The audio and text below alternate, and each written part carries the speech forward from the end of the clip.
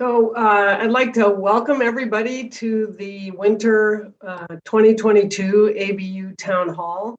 I'm Isla Skinner. I'm the president of the Board of Trustees of the ABU, and I'm here with a few of our trustees to try to give an update of ABU activities that have been going on in the past year. We've done these town halls periodically, and it seems like a nice opportunity for folks to learn a little bit about what's happening and also have an opportunity to ask questions. This is on a YouTube channel, so you will be able to actually enter your questions on the chat, and they will get transferred to us, and we'll have a chance to answer them. Could you bring up the schedule, please? So we are going to start with a few short talks on topics that we think are of interest to many of our diplomates and applicants for the diploma. So David Joseph, who is a former trustee who runs our continuing certification program, will bring an update, especially talking about our pilot project that's been going on for the past year or so. Gary Lemack, who's the head of our oral exam committee, will bring a little bit of an update of the oral exam, which, as you know, will be happening in the next few weeks. And then Chris Omling is going to talk about some of the activities that the Board of Trustees has been focusing on in terms of diversity and inclusion. We should have plenty of time at the end to answer questions, so I encourage you to put in questions that you might have. We did receive some questions ahead of time, and those should be addressed during the presentations, but so you don't need to put those back in again. So I'd like to go ahead and get started with our update on our continuing certification from Dr. David Joseph. Thanks, Isla. I just need to share my screen here. And in the next few minutes, I want to just talk a little bit about what the continuing urologic certification pilot is, how we got there, and then show you a little bit of the results from our first year of activity. And the first thing that I'd like to do is remind everybody to frequent the ABU website, because many of the questions you have will be answered on site, particularly if there's any question regarding exam content for any one of the exams. But it's also important for you to go into your portal, because in your portal, you'll see exactly where you stand within lifelong learning. And we have two levels, level 1 and level 2. And within each level, there's certain activities that you need to complete.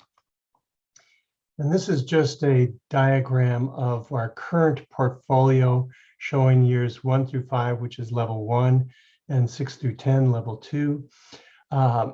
What is in red is what we use specifically when we're making a summative decision on a diplomat's ability to continue with certification.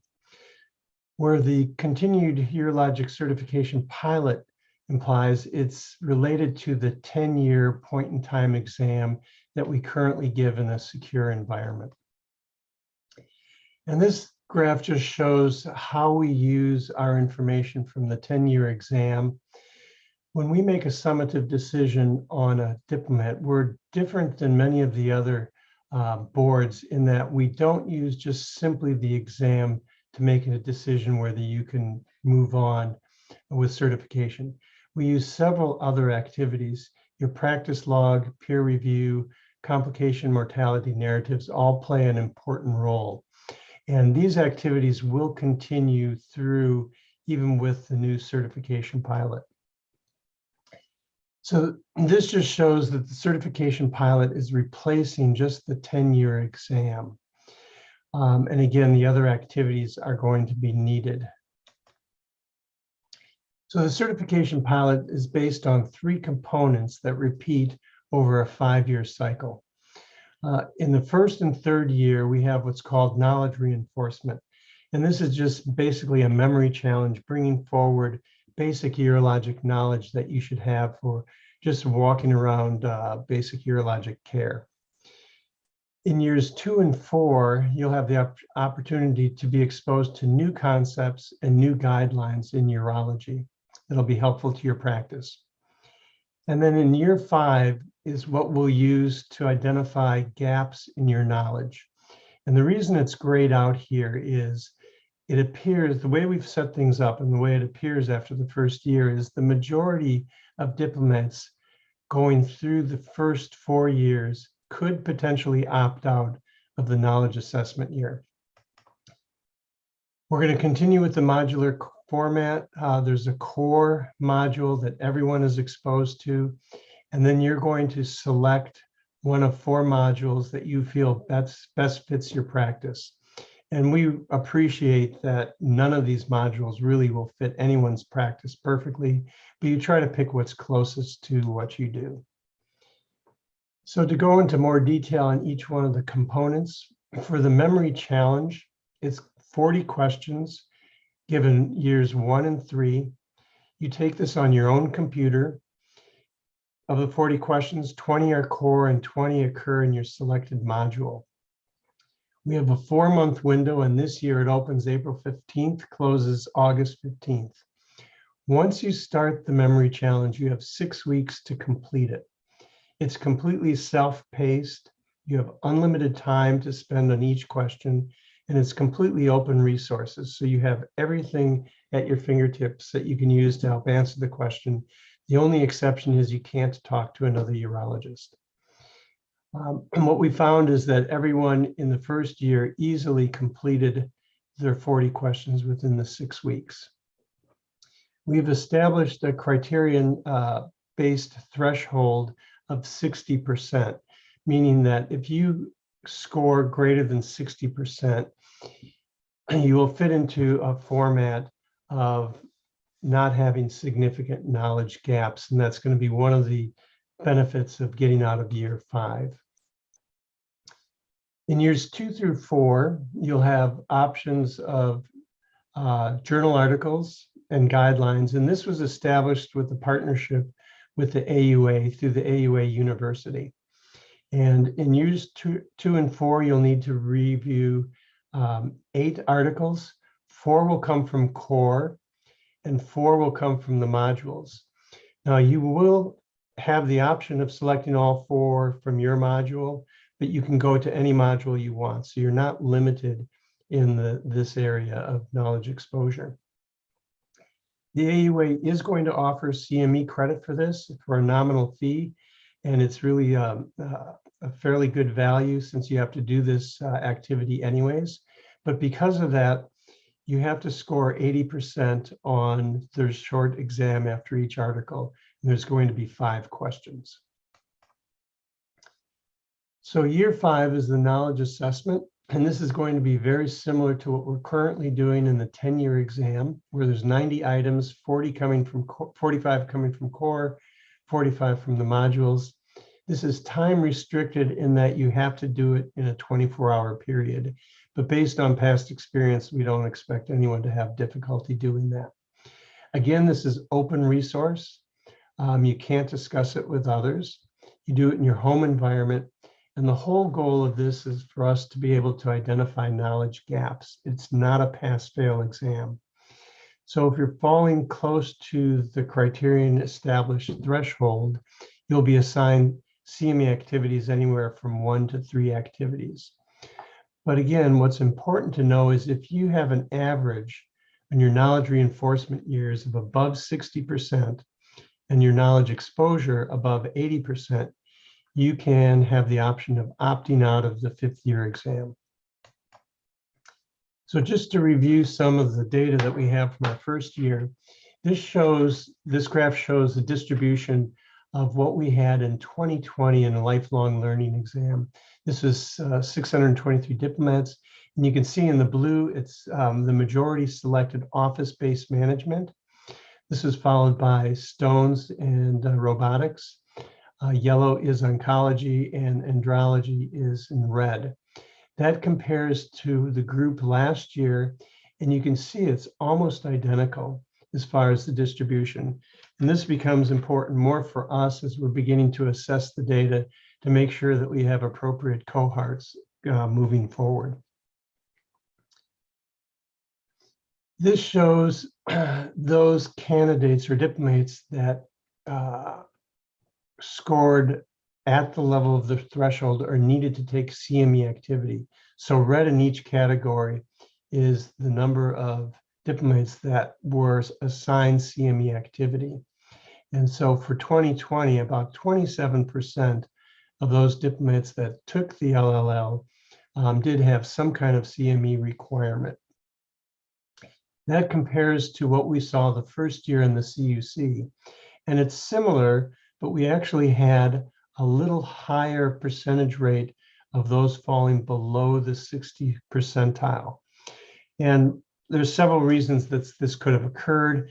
It's possible that diplomats didn't really appreciate the importance of scoring at the 60%, or the benefit of scoring at 60%, I should say, and may not have taken it quite as seriously.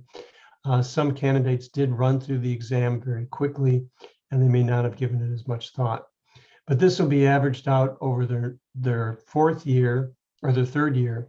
And if they get above the 60 percentile, then they could potentially opt out of the year 5. As far as some of the questions that we asked, the survey was interesting. We found that most agreed that the portal that was used was appropriate and there were clear instructions. I thought this was interesting in how many days it took to complete the questions. There was less than 10% that actually spent all 6 weeks on it, and over 20% completed the exam in 1 day. Now, what you do is totally up to your choice. From an educational point of view, you're better off if you space it out because it helps with your learning process. But again, that's something that's totally your decision. The majority, about 80%, felt that the module that they selected was relevant to their practice. And about 80% again felt that the questions enhanced their learning. The reference material also hit about 80% as far as being beneficial for providing additional information. And interestingly, there was about 75–80% that actually explored questions beyond that of the exam. Most felt that the knowledge reinforcement questions did help in the practice. And this is a critical point. The majority, 80%, felt that it was not disruptive to their personal or professional responsibilities.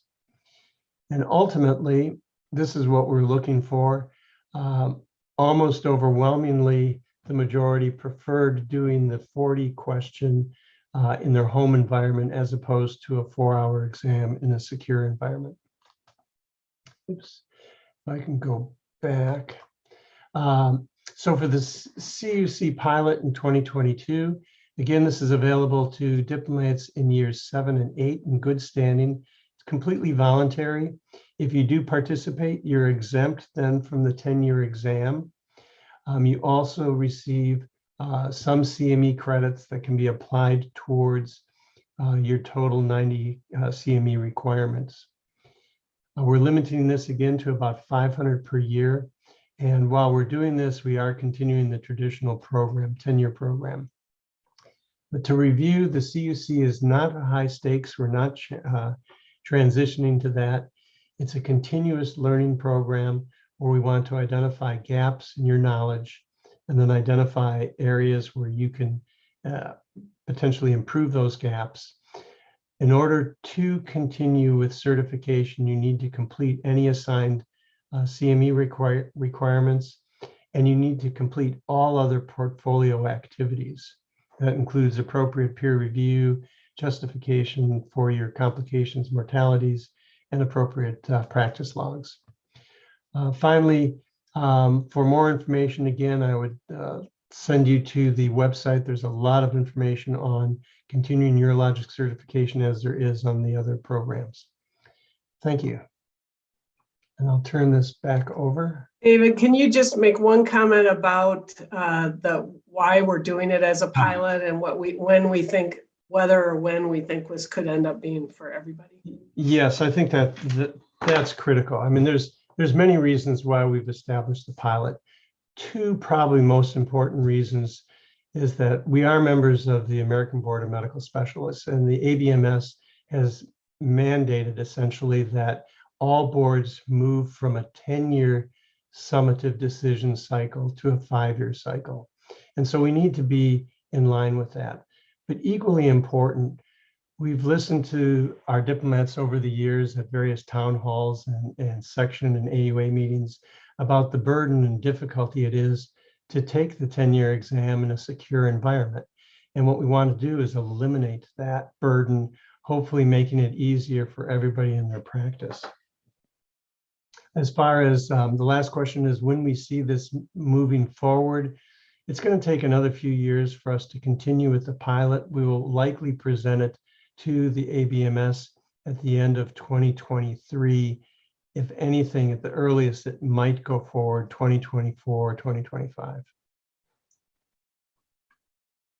And for anybody in the audience who actually received an invitation, you can't just volunteer for this, you have to be invited. But we are rapidly approaching the 500 cutoffs. So if you're interested, please go right away and sign up for that. And we appreciate everybody who's willing to participate in it. So we're going to move on now to talk about the exam process, which, as you know, has been through a lot of changes over the past couple of years. And Gary Lemack, who has been our leader in this area, is going to give a little presentation about that. Thanks, Dr. Skinner. So yeah, I'm Gary Lemack, one of the trustees of the board and chair of the certifying examination, also known as the oral exam. So just like to provide some update and hopefully answer some of the questions that came up before this meeting. And a lot of this will be on the board on the ABU website, so I certainly encourage you to look at that as well. So as a reminder, the certification process includes a qualifying exam, which you complete after your training, and then the certifying exam of part 2. Whereas just mentioned by David, there's an assessment of the clinical practice with practice logs and peer review, and these are very, very important parts of that process as well. And the certification overall must be achieved within 6 years of the successful completion of your residency, which we now call board eligibility. You have to have 16 months in stable practice and unrestricted medical license in the state where your practice is and hospital privileges. That peer and log review is very, very important to the board, and so you must have favorable peer and log review. And also review and approval of your professional responsibilities and any action history that you may have had during that period of time. So this is everything that we look for even before you're allowed to sit for the oral examination. With regard to the approved practice log, remember it's 6 months of all office visits, all hospital ambulatory care and hospital procedures at each facility that you practice at. The log is then annualized, it's submitted electronically. We help you through that process. Our folks in our office can certainly guide you through that if there's any difficulties. If a log does raise concern with the board, the credentials committee may ask for clarification or perhaps even an interview, occasionally defer the candidate, or very rarely require a site visit if there are issues that do come up during that log review. Recertification candidates, LLL candidates, subspecialty certification candidates, as we mentioned, must submit a similar 6-month log. So what about 2022? Just to review, there are some changes that have occurred. Each candidate examined by 4 different examiners over 2 sessions. So there'll be 2 examiners per examinee. This is a change that we started last year. Each candidate will be examined on 2 protocols per session. In the past, it was 3. Each candidate will be given 12 scored sections for each protocol. Because we're limiting the number of protocols, you may see that the protocols will be mixed, meaning it won't be strictly an FPMRS or an oncology type of protocol. There may be other elements that we will bring in. Importantly, the examiners are blind to the training, to the part 1 score, to peer review, to practice pattern, and to location of the candidate. So those examiners who are examining you will not know all of those things about you. The examiners are queried prior to exam to ensure they don't know the examinee, and we make changes if they happen to. Examinees will be asked prior to the exam if they may have some type of relationship with the examiner in their training program, perhaps as a visiting professor, research, or anything else. And if there's any possibility of that, we will make the appropriate change. Each examinee will be assigned a morning and an afternoon session on the same day. This is something that we started last year as well. So you'll be done in one day. So that'll be either Friday or Saturday, to be determined by the American Board of Urology. Each examinee, as I mentioned, will have 2 examiners in each room, but only 1 examiner will be delivering each protocol. So you won't be bouncing back and forth between examiners answering questions. It'll be 1 single examiner, but both will be scoring each protocol for each session. The examiners will change for the second 2 protocols. And on this occasion, examiners and examinees will be wearing KN95 masks, which we can supply during the examination. As you know, this year we are requiring prior documentation of vaccination and now having you sign a declaration that you have tested at home prior to the examination.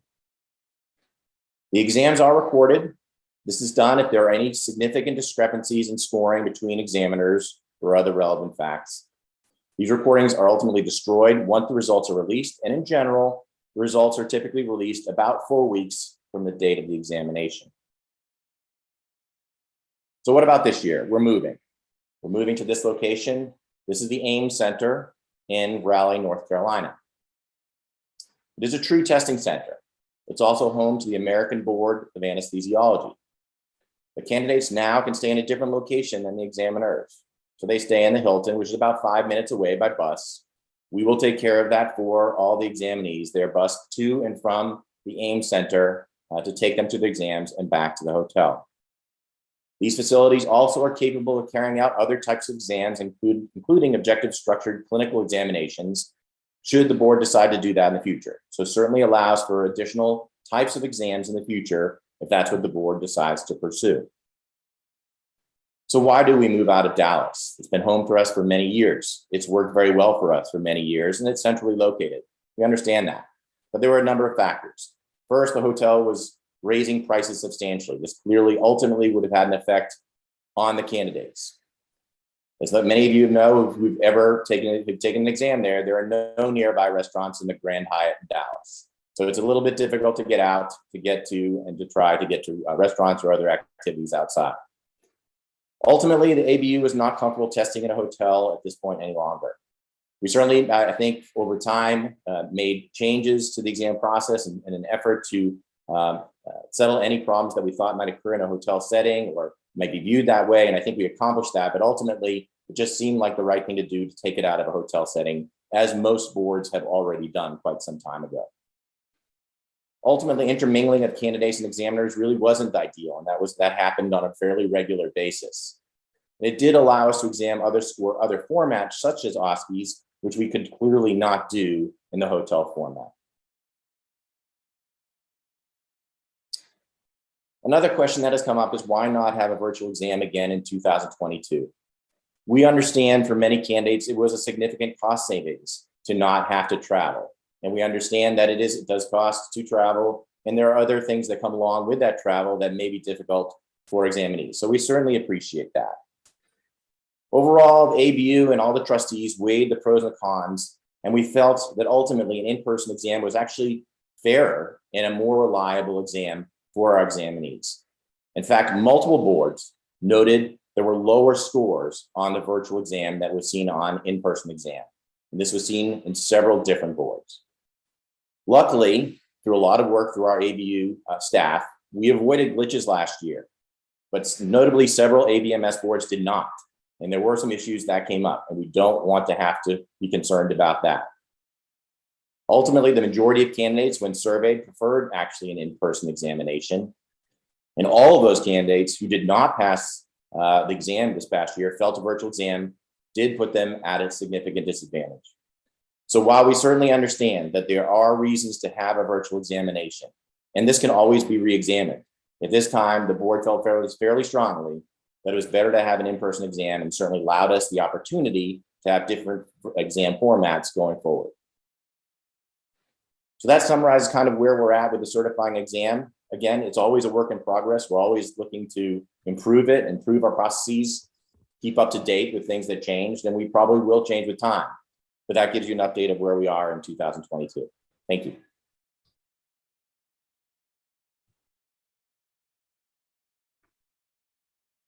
Still sorry. I just want to personally thank Dr. Lemack for an amazing amount of effort that he has put into the exam, and prior to him, Dr. Nakata, who ran the exam for several years. I don't know that our examinees appreciate how much effort goes in to make sure that this is a fair exam, listen to problems that are identified, and make sure that we are doing the best for our diplomates.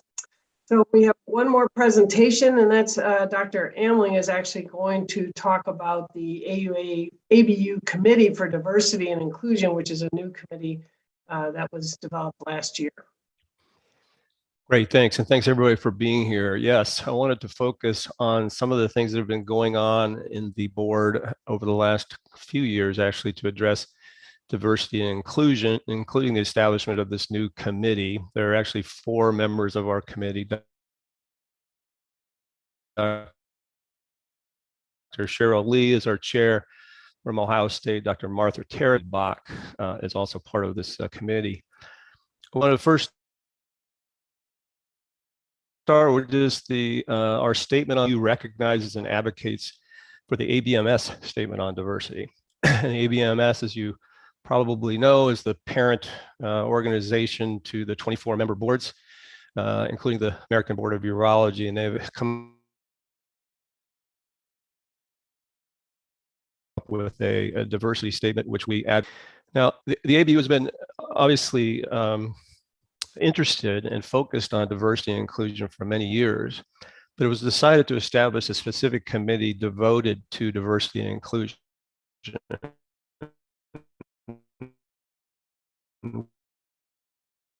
We established this committee last year in 2000. Diversity and inclusiveness in the credentialing process, to provide greater transparency of the governance structure.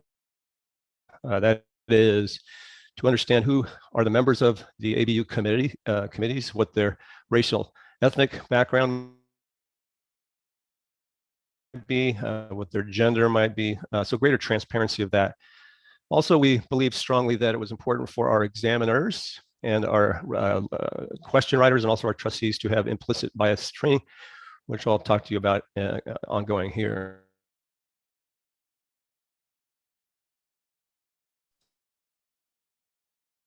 And ultimately, the mission of this committee is we want to be committed to transparency. And I believe that we have made efforts in that regard. In 2001, we carefully reviewed the composure of and the makeup of our committees. And this data was disclosed to the diplomates in 2 publications in AUA News and also in Urology Practice. Doug Huseman was the lead author on that.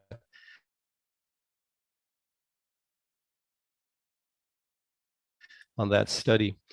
We also strongly encourage our cities, and if you all don't know those bodies, they're listed here: AUA, the AAGUS, American College of Surgeons, ACU, the Society of Academic Urology, provide a slate of candidates that we select, and we encourage them to provide a diverse slate of candidates, not because of meeting some quota, but because we believe that diversity within our organization provides better perspective, better communication, and ultimately better outcomes than a more homogeneous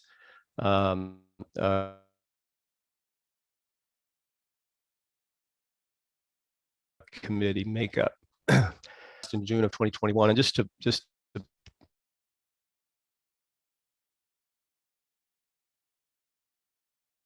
memory, this is a column list of this.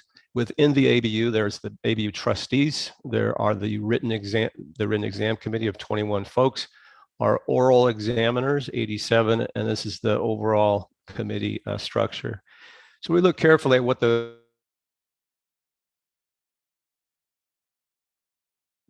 racial makeup was, and these 11 of 12 were white, non-Hispanic. One was African American. If you look at you can see, I think that we're maybe perhaps a little lower in white Hispanic overall, but we are making efforts to recognize that and to address it. What about gender? This chart shows the same thing, the 3 areas in the total, the 3 committees and the community committee membership overall. And you can see that about 90% of practicing urologists are male and 10% are female.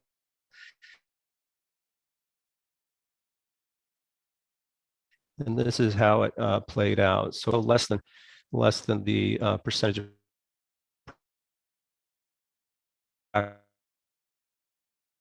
urologist, and slightly of our board are female. We also think it's important to sort of assess the geographic composition of our organization. So looking specifically at AUA sections, and these are all the AUA sections, which you can see the southeastern and the west. And here is the makeup per these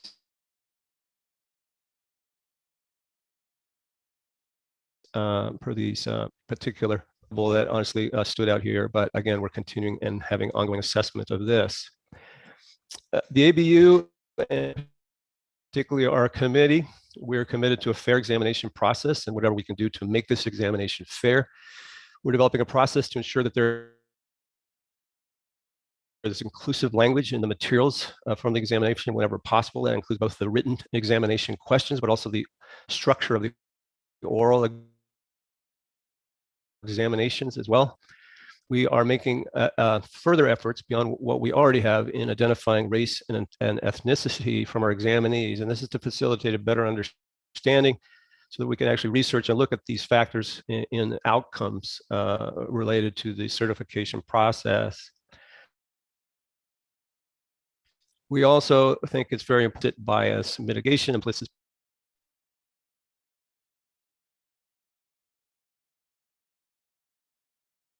as some call it unconscious bias, in which attitudes and beliefs about a person or group is known on a conscious level. Implicit bias is attitudes or stereotypes that affect our understanding, actions, and decisions in an unconscious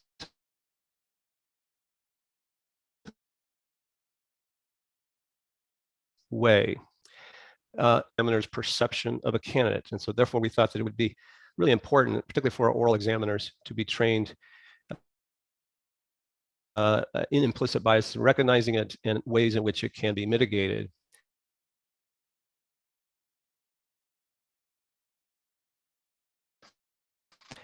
What's in the literature about this surgery population? General surgery trainees are undergoing a qualifying exam and the certifying exam. And this study sort of got the attention of a lot of us because it found some findings that were not appealing. Hispanic trainees were more likely to not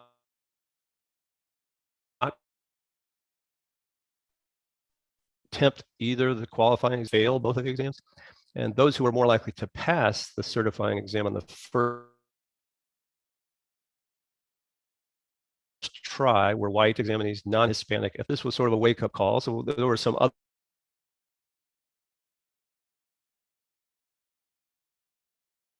other publications. This is also looking at gender-defining examination. That's the oral examination. And this study, 61% were male, 82% were female. But you can see from the data over here, whether it was a single examiner or a duo of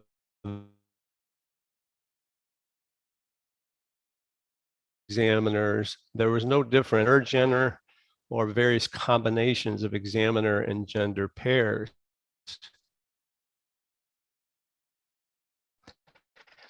The American boards and pass rates of their oral board examination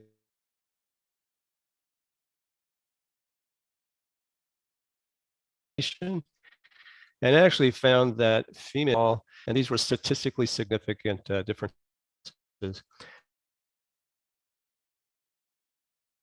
And it wasn't because part one scores the true difference in that women scored better and passed at a higher rate than men did. And in all of these areas, women are black bars, men are the gray bars. Women perform better in these all of these specific areas.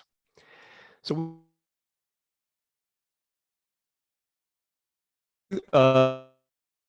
we're curious about our own board in terms of pass rates for these examinations. So we looked at 2020, our part one, or qualifying exam, part two, that's the oral exam, and then the L2, the lifelong learning, which which David talked about earlier, and the FPMRS, subspecialty examination, the pediatric urology examination, and the general examination. This is all 2020, and then most recently the oral exam from last year.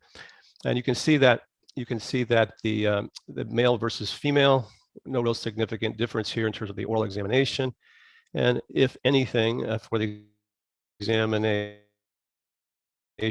in last year, there was perhaps a lower pass rate for men, but that wasn't statistically significant to my knowledge. So again, we have made implicit bias training an important part for our examiners. We held our first training session, a virtual meeting last month, approximately a month. And the training objectives of this training session was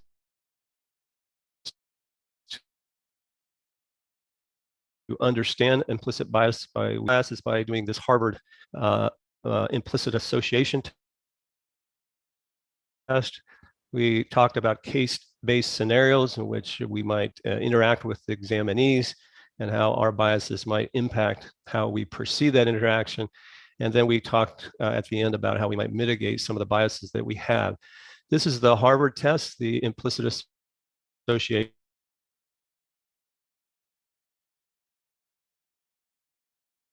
test, and it takes about 10 minutes to weight to sexuality, disability, gender, career. And it's meant to measure attitudes and beliefs that people may be unwilling or unable to report. Remember, implicit bias is unconscious. So especially interesting if it shows you something that you were unaware of, and take aware of things that potentially you weren't aware of in the past. So we did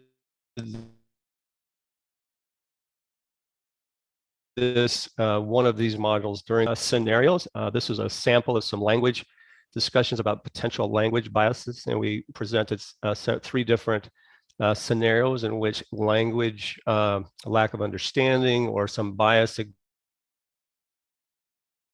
against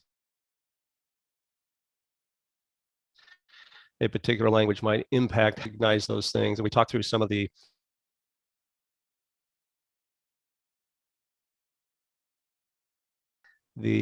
situations that can be recognized and mitigated. And then finally, in our training, we talked about how to mitigate implicit bias, and we utilized this pause model. This was developed by Cook Ross. It's a consulting firm which consults with businesses around the world, actually, in inclusion, and their framework here for recognizing and mitigating bias. Pay attention first, acknowledge what you assume, understand your perspective, think about a different perspective, and at the end of all that, re-examination, then on such a quick decision, therefore pause before reacting. So that's some of the things that we've been doing on the committee, and I just want to conclude by saying that the ABU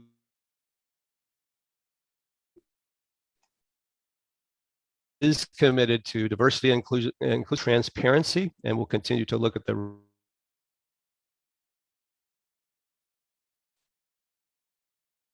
ethnic, gender, and regional makeup of our examination process. We are currently looking at how to improve our written exam materials to inclusive in our oral board scenarios that we generate. And we have ongoing training in terms of implicit bias training for our trustees and our written exam committee.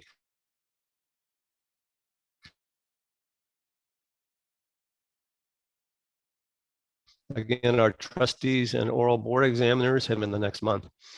But ultimately, at the end of the day, we as a board are, and I think looking into some of these issues, recognizing, being transparent, focusing on diversity, inclusiveness.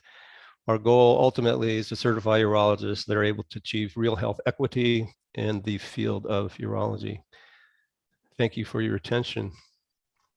Thank you, Chris. I know that Dr. Amling was cutting in and out a little bit. I think the slides hopefully are pretty self-explanatory, and if anybody has any questions about the DEI committee, please, or their activities, please put those in the chat as well. So I'm going to turn this over to Dr. Nelson. Dr. Amling, if you could stop sharing. And Dr. Nelson is going to help us manage some questions that may have come in. There we go. Thanks, Isla. Hi, everybody. I'm Joel Nelson. I'm going to paraphrase some of the questions, and I'm going to direct them to one of my colleagues, and they may further direct them on so we can answer your questions as best we're able. The first question is, can you tell us more about grading and what is required for a passing score? Gary, can you take that, please? Yeah, so just to clarify, there are specific targets for each question that are identical for every particular candidate. So there's really no variability there, and each examiner has the exact same scoring rubric. As far as pass-fail, we use a RASH model, so there's not one specific passing score, and it's not like a particular examiner can fail you on the spot. That's just not how we do it. It's a pretty complex system, and we involve a statistician and use this RASH modeling. So it changes every year. I can't say there's a specific cutoff score in that regard, but we do incorporate the statistician, and that pass score changes a little bit every year. Thanks, Gary. If you could just stay on. If you don't know the answer, is it better to potentially guess to get points, or is it better to admit not knowing the answer to the question? Thank you. It's always a tough question, but in general, our philosophy is if you really have no idea and you're kind of hemming and hawing and you might say something that you really think is totally wrong, you're better off just saying you don't know and moving on to the next question. Remember, that's just one question out of 12 on that protocol, and it's just a small part of it. So even if you find out later on, for example, you made a bad decision in an earlier part or you didn't know it, and then you find out what happened, don't lose hope. It's just one part of 12 questions. Okay, one more for you, Gary. How detailed should we be in responses such as surgical technique? I would say be as detailed as possible. And if the examiner says sees you're being too detailed, they're going to let you know. Thanks. I'm going to direct this to Brant. Brant, what is the status of emeritus standing with the board? If one is retired, does he have to continue to pay dues to remain in good standing with the ABU? Thanks, Brant. Yeah, sure. That's an excellent question. And we did look at this issue of emeritus standing, and it wasn't something recognized by ABMS or by multiple other boards, our peer boards. We went with retired status as something recognized through the ABMS, and multiple boards have retired status. If you have decided that you are not going to be doing any patient care going forward, then you can receive a certificate, retired status from the ABU. It is honorary, so you will not have to pay any dues associated with it. You get a certificate that says this was the date that you retired, have no intention of going back in. If you have an intention of saying, well, you know what, I might want to do locum tenens in the future, maybe I want to do something with patient care, even looking over medical records for an insurance company, retired status is not for you. So we don't have emeritus, we do have retired. It is on the website, so it's published there and all the criteria associated with it. If you do have questions, whether you should go that route or some other, glad to talk to you about it anytime. And I did not introduce Dr. Thrasher, but as many of you know, he is our executive secretary, and I guess not executive. Thank you for the board. And if you call the ABU with questions, often he will be the one who will answer them for you, and is very, very familiar with every in and out of the board policies, so can help with a lot of questions. Thanks, Isla. Gary, how close is the testing center to the airport? And I assume they mean the Raleigh-Durham Airport. Yeah, I think I just did it not too long ago. I think it's about a 20, 25-minute Uber ride. It's about that. Okay. This is one for David Joseph. Will everyone be required to get into CUC? At the present time, as a pilot, it's totally elective. But if we do get this approved by the ABMS, then we will transition all diplomats into the process, yes. But today, all diplomats are required to go into lifelong learning in one way or another, and it's not an optional choice. So we're hoping to actually transition to this. So while we're waiting, just encourage the participants to post their questions, and those will be transferred to us. The goal of the town hall is to make sure that we answer any questions you have. Thank you.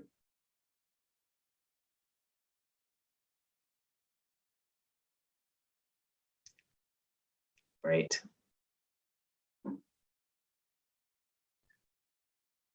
Well, we'll stay on for a couple minutes here and see if there are any other questions that come up.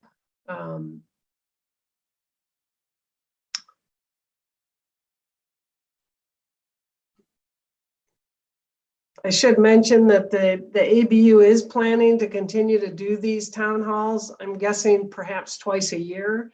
We had them pretty frequently during the pandemic because there were so many things changing so rapidly. But as things kind of settle down, we will have this as just an opportunity to interact with trustees and bring people up to date. Here's a question, Isla, for Gary. And I assume this is related to the upcoming oral exam. Will there be an expectation to quote major studies or even major study findings? Gary? There won't be an expectation to you quote those findings, but there might be an expectation if we're asking you for treatment options that you would know the results of those findings. So I think that's fair. We're not going to otherwise ask you to quote the study.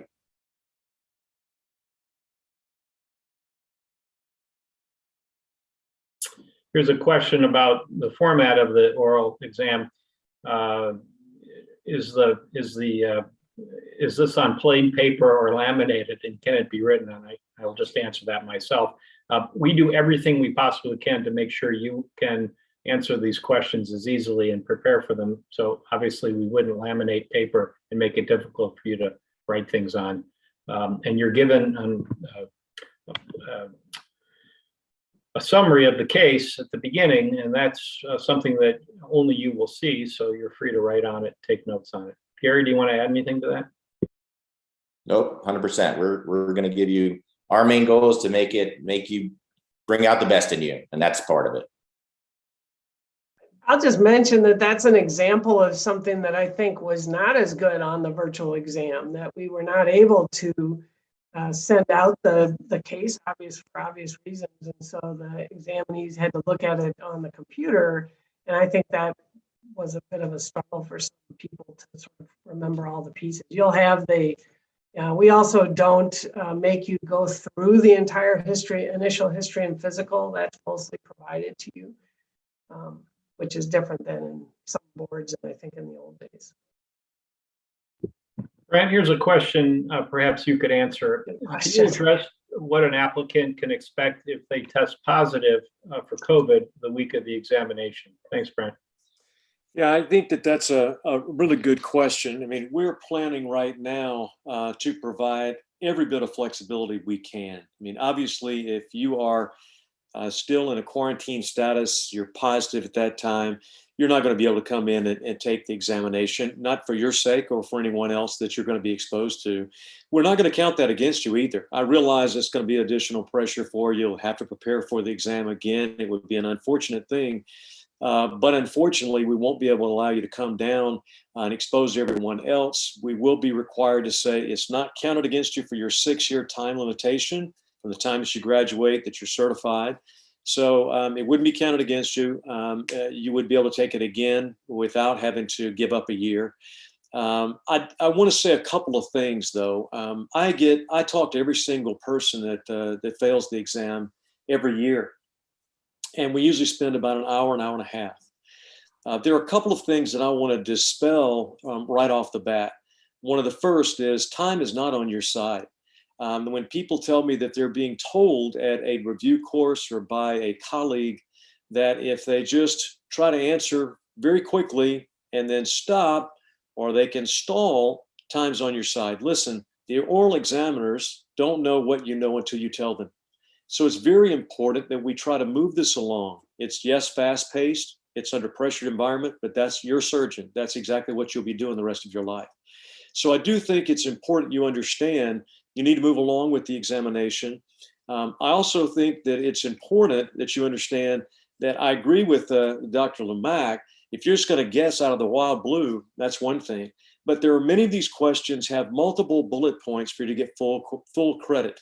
So if you are pretty sure about some of those issues, say for instance you have an example of a filling defect in the upper tract, and you come up with, well, I know for a fact a blood clot and a fungal ball, but maybe a slough papilla. Those are some things I've heard about in the past. You're better off going on and saying that. And if you continue on and you say, well, gosh, times you said I can keep going. Yes, if the examiner thinks you've already given all you need to, they'll move you along. So I would say that make sure you're complete. You need to be granular with your test answers, but don't drag it along. And additionally, if you go to a review course and someone says you did great, you shouldn't have any problem. That's no guarantee that you'll pass the exam. I don't want you feeling that way. We all want you to pass the exam. You've been through an awful lot. However, going to a review course and doing well there isn't a guarantee you'll pass the exam. Those two things that I hear quite often, and I just want to make sure I clarify. Thank you. Thanks, Brent. I'm going to direct this next question to David. How does the recertification process differ in the future for those with a subspecialty CAQ, and CAQ is qualification of our certificate of added qualifications, David? It's an excellent question. I don't have a specific answer to it at this time. What I can tell you is that lifelong learning continually evolves, and similar to what Gary said, we always make changes. For the individuals in female pelvic medicine and pediatric urology, they fall into a little different category, mainly because of numbers. And some of the things that we're doing with the exam process in the CUC can't really be duplicated in those other areas. So we're going to be exploring other options. There will be the process where those with a certificate in another area will need to go through a 5-year process. But how we're going to actually define that is not yet been decided. We want to get through the major group of diplomats first. Once this gets accepted, then we can move forward. Thanks, David. For Gary, if we'd like to meet our spouse for lunch and need our phone to coordinate meeting our spouse, can we bring our phone to the testing center and get it when we leave? So I will somewhat deflect this to Lindsay, but we're asking everybody to leave their phones in their hotel rooms. I know if people inadvertently bring their phones, we can store them at the AIM Center, but we would like everybody to leave them at home. So Lindsay, correct me if I'm wrong on that one. No, that's right. We'd ask that you leave your phones at the Hilton, but immediately following your exam, we will shuttle you back to the Hilton from the AIM Center, and you'll be free in between your 2 exam sessions. If I were a spouse, I wouldn't come to the exam. It seems like a bad idea. Okay. Here's a question. I guess, Gary, I'm going to direct it to you.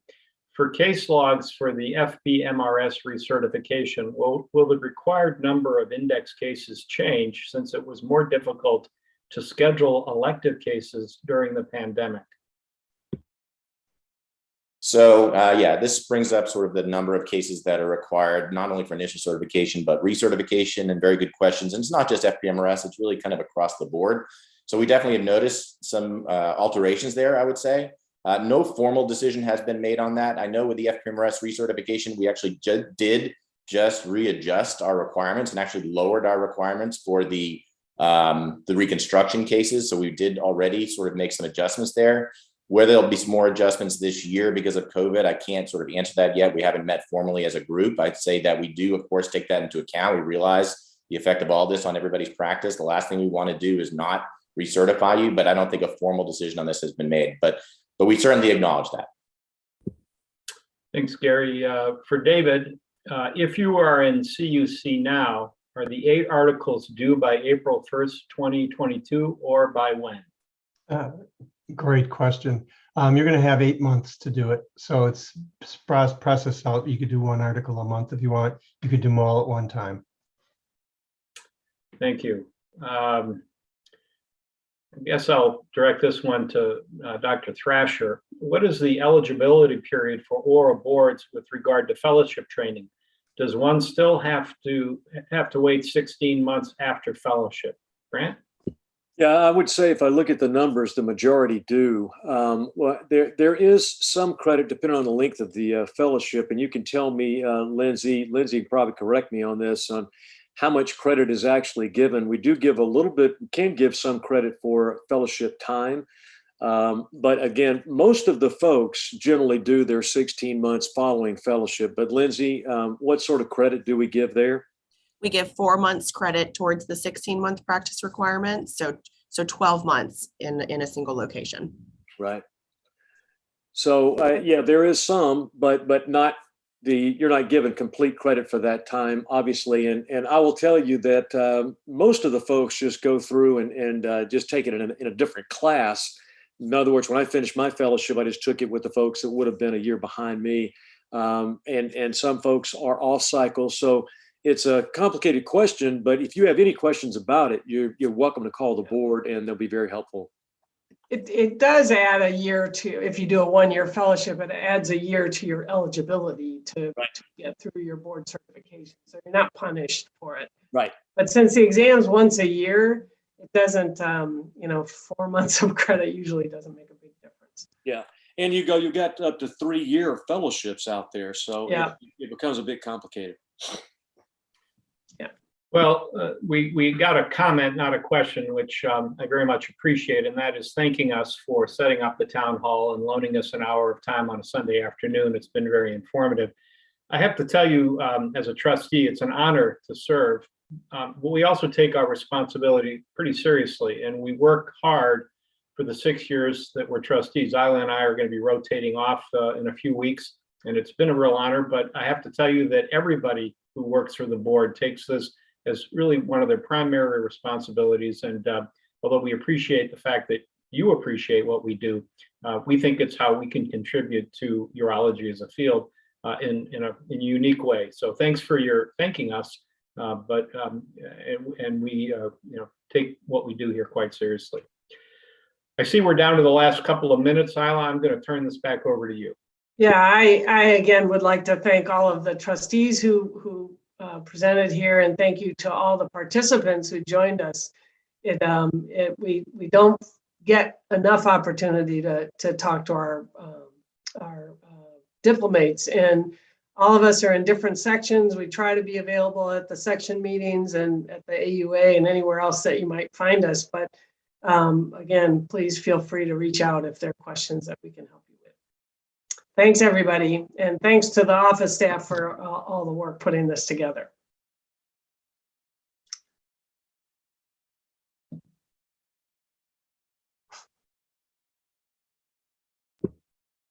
Sorry, before we slip out, I think we probably need to answer this last question. Sorry. Okay, if I can read this correctly, the STEM gives past surgical history or past family history that is not mentioned. Can it be assumed it didn't happen? Do we need to ask further if it's related to the case? And I guess what people are asking here, and I'm going to direct this to Gary, is are you given enough information to answer the question? So in general, yes, of course, we give you the information that we think is pertinent to the question. That doesn't necessarily mean we give you all the information or there shouldn't be other questions that you ask. And many times we will say, what else would you like to know? So I wouldn't make any assumptions about everything that's on that piece of paper is everything you're going to need to know to answer that question, but we will be clear in what our expectations are. We're definitely not trying to trick anybody, though. All right. Well, it's up to the hour, so I think we should let everybody go. And again, thanks to everybody for participating, and thanks to all the folks here for